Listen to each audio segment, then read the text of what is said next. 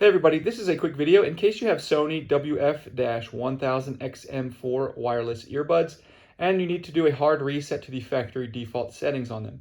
There are two reasons you might want to do this. The first one is troubleshooting. If you've already tried the soft reset or the power cycle on them and they are still not pairing to Bluetooth or not working, or if they are not syncing or not connecting, or if you're only getting sound out of the left ear or the right ear, a hard reset can fix a lot of these issues. Now you will need to set them up again because the pairing history will be wiped off of them. And that's really the second reason you might want to do this. If you just want to set these up as a new pair of out-of-the-box earbuds, we can go ahead and do that, and all of the pairing history and settings will be wiped off of them. So all we need to do if we want to do this is put them in the case. We're going to put them both in the case. And when they're in the case, we're going to come by and we're going to simultaneously press on the back button of each earbud for 10 seconds. And after 10 seconds, you'll see the light flash, indicating the reset is taking place. Wait a few more seconds and your earbuds will be reset to their factory default settings.